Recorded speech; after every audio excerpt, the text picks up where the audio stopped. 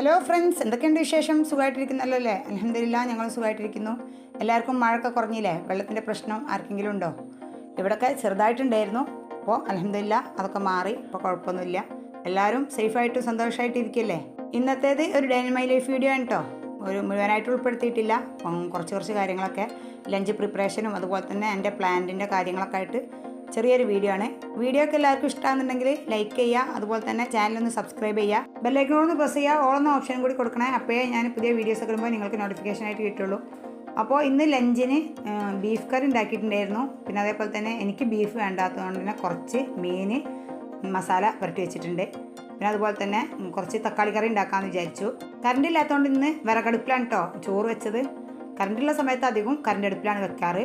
Beef വരട്ടാനാണ് വിചാരിച്ചിരിക്കുന്നത്. അതുകൊണ്ട് തന്നെ ബീഫ് ഇട്ടതിന് ശേഷം സവാളയും തക്കാളിയും പച്ചമുളകും ഇഞ്ചി വെളുത്തുള്ളി പേസ്റ്റും ഇട്ട് കൊടുത്തിട്ടുണ്ട്. പിന്നെ ആവശ്യത്തിന് ഉപ്പ്, മസാലപ്പൊടികളായിട്ട് 1/4 ടീസ്പൂൺ മഞ്ഞൾപ്പൊടി, ഏകദേശം 1 ടീസ്പൂണോളം മുളക് പൊടി, 2.5 ടീസ്പൂൺ മല്ലിപ്പൊടി ഇത്രയും ചേർത്ത് കൊടുത്തിട്ടുണ്ട്. പിന്നെ കുറച്ച് ഉലുവയും കൂടെ ഇട്ടിട്ട് ഇനി വളരെ കുറച്ച് വെള്ളം ഒഴിച്ചു കൊടുത്താൽ മതി, ഒരുപാട് വെള്ളം ഒഴിക്കേണ്ട.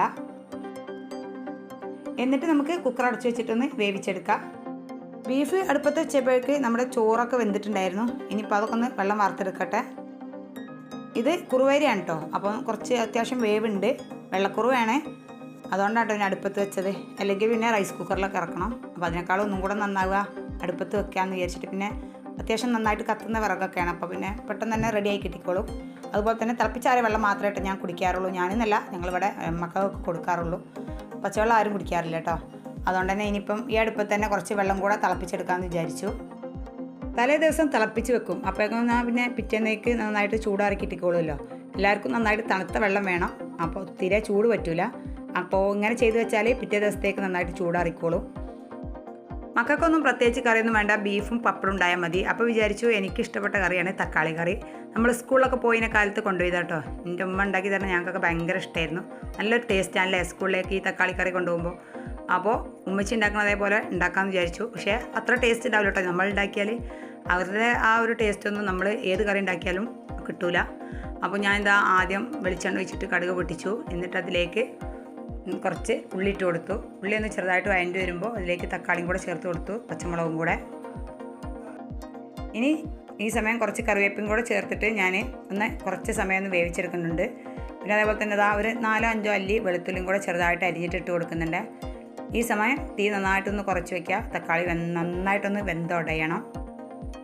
തക്കാളി നന്നായി വെന്തുടഞ്ഞതിന് ശേഷം വേണം മസാലപ്പൊടികൾ ചേർത്ത് കൊടുക്കാൻ. ഒരു 1/4 ടീസ്പൂണിലും താഴെ മഞ്ഞൾപ്പൊടിയും 1/2 ടീസ്പൂൺ മുളക് പൊടിയും ചേർത്ത് കൊടുത്തിട്ട് നന്നായിട്ടൊന്ന് വഴറ്റിയിട്ട് അതിലേക്ക് ആവശ്യത്തിന് വെള്ളം ഒഴിച്ച് കൊടുക്കാം. ഞാൻ കഞ്ഞിവെള്ളമായിരുന്നു കേട്ടോ ചേർത്ത് കൊടുത്തിട്ടുണ്ടായിരുന്നത്.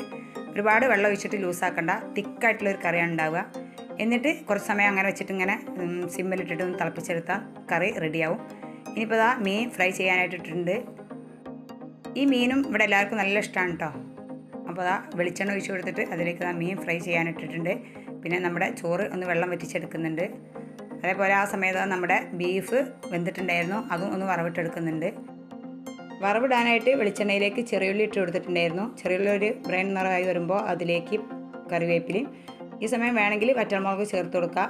ഞാനതിട്ടിട്ടില്ല. പിന്നെ ഒരു 1.5 ടീസ്പൂൺ ബീഫ് മസാലയും കൂടെ ഇട്ടിട്ട് നന്നായിട്ടൊന്ന് റോസ്റ്റ് ചെയ്തതിന് ശേഷം അതിലേക്ക് നമ്മുടെ വേവിച്ച് വെച്ച ബീഫ് ഇട്ട് കൊടുക്കുക. എന്നിട്ട് ഇപ്പോൾ നന്നായിട്ടൊന്ന് മിക്സാക്കി എടുക്കണേ. വെള്ളമൊക്കെ ചെറുതായിട്ടൊന്ന് വറ്റണം. അപ്പോൾ കുറച്ച് സമയം അങ്ങനെ തന്നെ അടുപ്പത്ത് വെക്കുന്നുണ്ട്. അങ്ങനെ നമ്മുടെ ലഞ്ചിനേക്കുള്ളതൊക്കെ റെഡിയാക്കിയിട്ട് ഇനിയിപ്പോൾ ഞാൻ കുളിക്കാനും നിസ്കരിക്കാനൊക്കെ പോവുകയാണ്. പിന്നെ ഇന്നത്തെ വീഡിയോയിൽ ക്ലീനിങ് ഉൾപ്പെടുത്തിയിട്ടില്ല കേട്ടോ. ഇതിൻ്റെ ഇടയിൽ അതൊക്കെ നടക്കുന്നുണ്ടായിരുന്നു. അങ്ങനെ പിന്നെ കുളി നിസ്കാരം കഴിഞ്ഞ് വന്നിട്ട് ഇനിയിപ്പോൾ ഞാൻ ലഞ്ച് കഴിക്കാൻ വേണ്ടിയിട്ട് നിന്നിട്ടുണ്ട്. ചോറ് എടുത്തിട്ടുണ്ട്, നമ്മുടെ തക്കാളി കറി, കുറച്ച് അച്ചാർ, മീൻ ഫ്രൈ ചെയ്തത്, അതുപോലെ തന്നെ കുറച്ച് ചമ്മന്തിയും കൂടെ ഉണ്ടാക്കിയിട്ടുണ്ടായിരുന്നു. എനിക്ക് എല്ലാത്തിലും ചമ്മന്തി ഭയങ്കര ഇഷ്ടമാണ് കേട്ടോ. ഏതിൻ്റെ കൂടെയും ഞാൻ പറ്റുകയാണെങ്കിൽ ഒരു ചമ്മന്തി ഉണ്ടാക്കും. അപ്പോൾ ഇന്ന് ഉപ്പേരി ഉണ്ടാക്കിയിട്ടില്ല, അതുകൊണ്ട് തന്നെ ചമ്മന്തി ഉണ്ടാക്കിയിട്ടുണ്ട്. ഇനി നമുക്കെല്ലാം കൂടെ കൂട്ടിയിട്ട് ലഞ്ച് കഴിക്കുക. ഇനിയിപ്പോൾ എൻ്റെ പ്ലാന്റിൻ്റെ കുറച്ച് കാര്യങ്ങൾ കാണിച്ചു തരാമെന്ന് വിചാരിച്ചു. ഇതൊക്കെ ഞാൻ ഇൻഡോർ വെക്കുന്നതാണ്. കുറച്ചൊക്കെ എനിക്ക് കേടുവന്ന് പോയിട്ടോ, കാരണം സുഖമില്ലാത്ത സമയത്ത് ശ്രദ്ധിക്കാൻ പറ്റാത്തതുകൊണ്ട് തന്നെ കുറച്ചൊക്കെ കേടുവന്ന് പോയി. എന്നാലും കുഴപ്പമില്ല, ഞാനൊക്കെ റെഡിയാക്കി എടുത്തിട്ടുണ്ട്. മണ്ണൊക്കെ കുറച്ചൊക്കെ ഇട്ട് കൊടുത്തിട്ടൊക്കെ റെഡിയാക്കി എടുത്തിട്ടുണ്ട്. പിന്നെ ഇതൊക്കെ ഞാൻ വെള്ളത്തിൽ വെക്കുന്നതാണ്.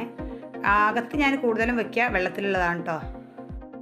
പിന്നെ അതേപോലെ തന്നെ ഇൻഡോർ വെക്കൽ അധികം മണി പ്ലാന്റ്, അതേപോലെ തന്നെ ലക്കി ബാമ്പു, പിന്നെ സ്നേക്ക് പ്ലാന്റും. ഇത്രയാണ് ഞാൻ ഇൻഡോർ വെച്ചിട്ടുള്ളത്.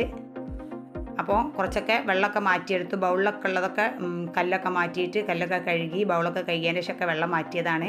പിന്നെ അതുപോലെ തന്നെ കുറേശ്ശൊക്കെ വെള്ളം ഒഴിച്ച് കൊടുത്തു.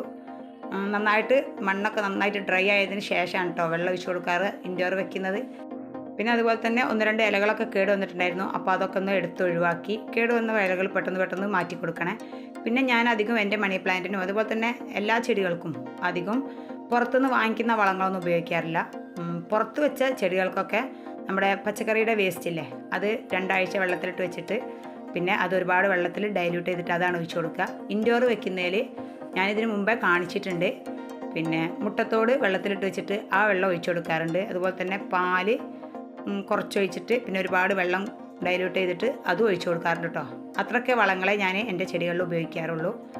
ഇനിയിപ്പോൾ നമ്മുടെ ബൗളൊക്കെ ഞാൻ നമ്മുടെ പാർട്ടീഷനിലേക്കൊക്കെ എടുത്ത് വെക്കുന്നുണ്ട്. ഇത് മുഴുവനായിട്ട് എടുത്ത് വെക്കാൻ പറ്റില്ല. അപ്പോഴേക്ക് വീട്ടിൽ വിരുന്നുകാർ വന്നിട്ട് ഞാൻ നിർത്തി വെച്ചു. ഈ പാർട്ടീഷനിലേക്കുള്ള മാത്രമായിട്ട് ഞാൻ എടുത്ത് വെച്ചിട്ടുള്ളൂ. ഇനിയിപ്പോൾ മറ്റൊക്കെ എടുത്ത് വെക്കാണ്ട്. ഇനിയിപ്പോൾ അവരൊക്കെ പോയിട്ട് വേണം എടുത്ത് വെക്കാൻ വേണ്ടിയിട്ട്. പിന്നെ ആഴ്ചയിലൊരു ദിവസം ഞാൻ എല്ലാം പുറത്ത് വെച്ചിട്ടൊന്ന് വെയിലും കൂടെ കൊള്ളിക്കാറുണ്ട് കേട്ടോ. ഇപ്പം പിന്നെ മഴ ആയതുകൊണ്ട് തന്നെ വെയിലില്ലല്ലോ. അപ്പം കുറച്ചധികമായിട്ടുണ്ടായിരുന്നു വെയിലൊക്കെ കൊള്ളിച്ചിട്ട്. ഇനിയിപ്പോൾ വെയിലൊക്കെ വരട്ടെ, എന്നിട്ട് വേണം പുറത്തേക്ക് വെക്കാൻ വേണ്ടിയിട്ട്. അപ്പോൾ എൻ്റെ ഇന്നത്തെ വീഡിയോ ഇത്രയേ ഉള്ളൂ. വീഡിയോ ഇഷ്ടമെങ്കിൽ ലൈക്ക് ചെയ്യുക, ഷെയർ ചെയ്യുക, സബ്സ്ക്രൈബ് ചെയ്യുക, തൊട്ടടുത്തുള്ള ബെല്ലൈക്കൺ പ്രസ് ചെയ്യുക. ഇൻഷാ അല്ലാഹ് പുതിയൊരു വീഡിയോ ആയിട്ട് കാണാം.